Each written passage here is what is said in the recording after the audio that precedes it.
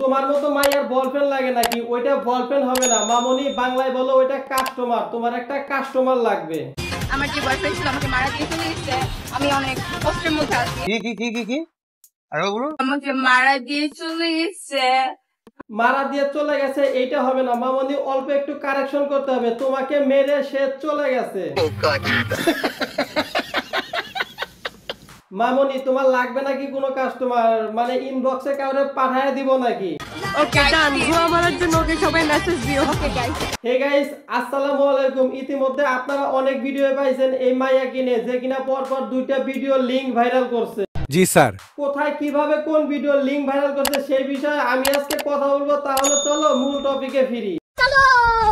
একটা video viral করলো অন্যের বয়ফ্রেন্ডকে কক্সবাজারে নিয়ে একটু আদর সোহাগ করবে বলে। রিসেন্টলি মাইয়া আরেকটা ভিডিও ভাইরাল করলো শশা খেতে মাইয়া শশা চাষাবাদ করতে গিয়া। আমাকে যে পাবে সে খালি মধু মধু করবে, বুঝছো? আমি একটা রসমালাই তা বলি কি মামনি, রস তোমার কোন জায়গাতে বের হইতিছে? উপর দিয়ে নাকি নিচ দিয়া? মধু মধু রসমালাই রসমালাই। তোমরা যারা আমার নামে গসিপ করছো তোমাদের আমি বালতিও দাম দেই না। মামনি আমার ছোট্ট একটা প্রশ্ন, এই বয়সে তোমার বাল কোথায় গজাইছে? আমি বলুম না, আমার শরম করে। লজ্জা শরমের কিছু নাই। আগে মাইয়ার কক্সবাজারের ব্লগ ভিডিও দেখাই।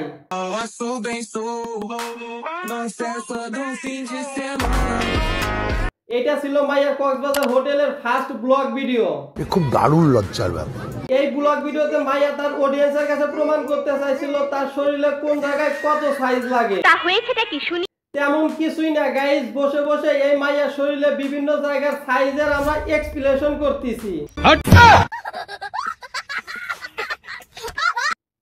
দাঁত কেলায় হাসতেছেন কেন? দেখেন এই মাইয়া কত সুন্দর করে প্রেজেন্ট করতেছে তার শরীরে কোন জায়গায় কত সাইজ জামা কাপড় লাগে।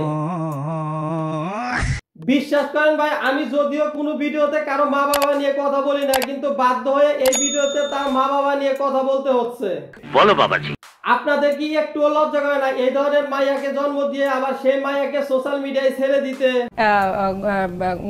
নাকি টাকার লোভে পড়ে আপনারা এই ধরনের কাজ করে দিচ্ছেন যে সমস্ত কাজ আপনারা এক সময় করতেন? বিশ্বাস করেন কোন ভদ্র ফ্যামিলির সন্তান এই ধরনের কাজ কাম করতে পারে না। ওই যে একটা কথা আছে না, গায়ে ভালো তার দুধ ভালো, মা ভালো তার জি। যদি আপনারা কোনো এক সময় এই ধরনের কাজ কাম করে থাকেন তবে ঠিক আছে, আপনার সন্তানরা এই ধরনের কাজ করবে, এটাই স্বাভাবিক। আমি ডক্টর ইউনূসের দৃষ্টি আকর্ষণ করতেছি, এই ধরনের সহভাগীদেরকে দেশ থেকে বঞ্চিত করেন, তবে দর্শনহীন বাংলাদেশ গড়ে তোলা সম্ভব। সঠিক বলেছেন। তো আজকের ভিডিও এতটুকু। ভিডিওটি ভালো লাগলে একটা লাইক করো, চ্যানেলটি সাবস্ক্রাইব করো। ভিডিওটি একান্তই ভালো না লাগে দিস চ্যানেল এতটা ইম্পর্টেন্ট না যে চ্যানেলটি সাবস্ক্রাইব করতে হবে। ভিডিওটি দেখছো এতটুকু না, তবে নামটা মনে রাখো। তোমার নাম আমি শুনেছি। যে কোনো বিষয় আমার সাথে কন্টাক্ট করতে হলে জিমেইলে নক দিতে পারো, মেইল আছে ডেসক্রিপশনে। আল্লাহ হাফেজ।